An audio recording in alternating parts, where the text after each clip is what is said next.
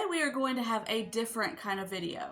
I thought it would help you know more about me if I told you about the women in my life who have helped me be the homemaker, the mom, the wife, the person that I am today. So I am starting with my mother-in-law. Her name is Hilda, but I call her Ma. She has raised 5 children and has lots of grandchildren. She's an amazing woman who I have learned so much from. We lived with her for 4 years, and in that time, I learned so much about being a wife and a mom. I learned how to take care of a house, but more importantly, I learned how to treat a daughter-in-law so that when my sons have a wife, I know how to treat her. Because my mother-in-law has spoiled me rotten. When Adam and I first got married, the first Christmas that I lived there, I got more presents than anybody in the family. I love her so much. She's always done little things like that. If I needed something and she could get it for me, she was right there to do it. If I wanted something, if we were off somewhere and I was like, oh, that is so pretty, or I love that, she was like, oh, we'll put it in the buggy. I'm like, no, Mom, I'm not doing that. I don't need it. Yes, but you want it. Put it in the buggy. I'm like, okay, because there was no arguing with her. If she tells you to do something, you better do it, because otherwise there's gonna be trouble. People say a mother-in-law is the worst.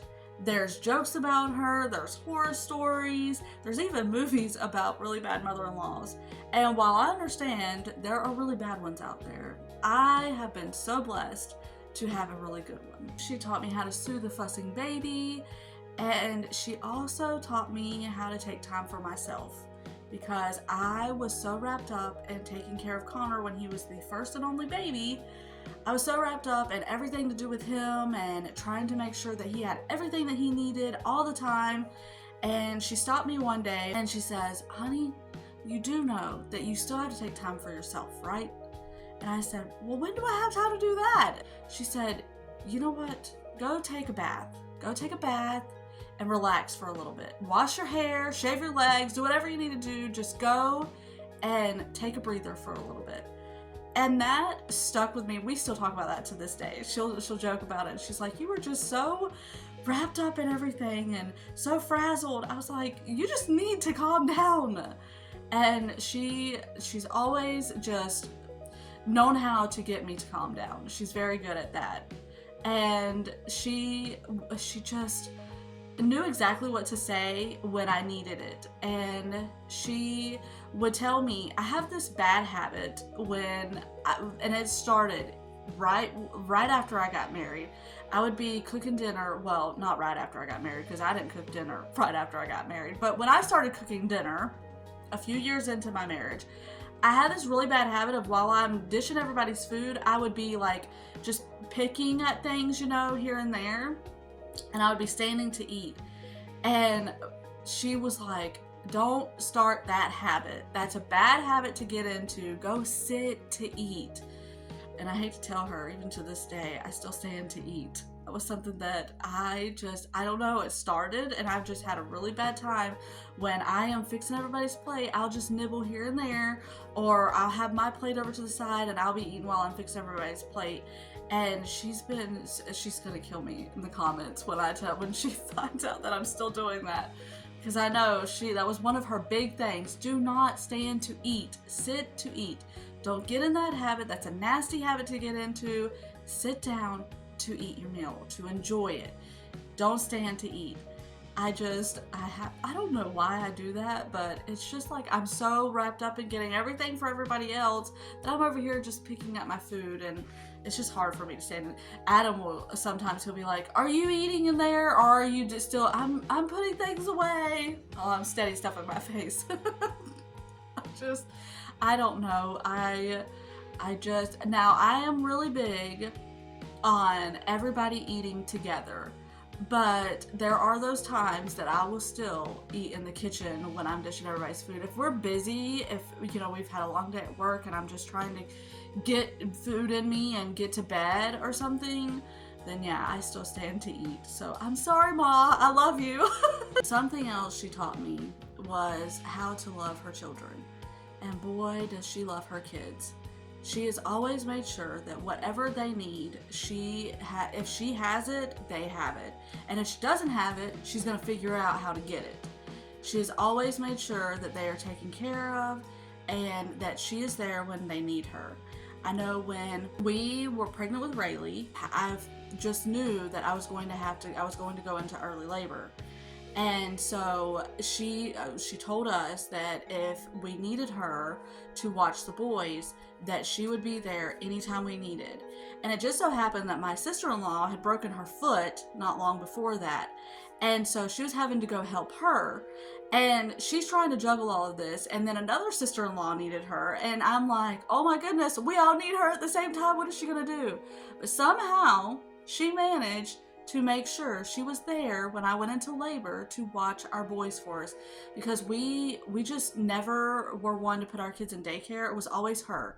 For their whole baby years and their whole time of being toddlers, up until we moved up here, she watched our kids. Nobody else watched our kids. It was just my mother-in-law, because we just didn't trust people. And I know that sounds horrible, but if you watch the news today, and if I'm not saying that daycares are bad by any means. I know so many people rely on them. My mom relied on them. I went to daycares until I was 12 years old because my mom was a single mom and had to work. So I know that daycares, there's nothing wrong with daycares. It's just for us personally, my mother-in-law was there. We lived with her. And anytime, now we didn't just, have her babysitting our kids just all the time. But if we needed her, or if we needed a sitter, my mother-in-law was the one. And she was very upset if we didn't ask her to babysit our kids. And so when we were cleaning houses, she would watch our kids for us. And it was such a blessing, because we were not making enough to pay for a sitter. They're so expensive.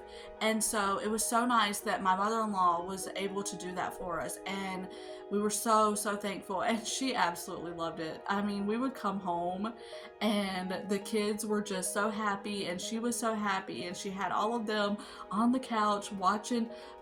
They were watching Criminal Minds with her. She always had them watching some kind of crime show, and to this day, my kids are obsessed with like crime stuff. They love it. And Rayleigh still will talk about, watching crime shows with Nana.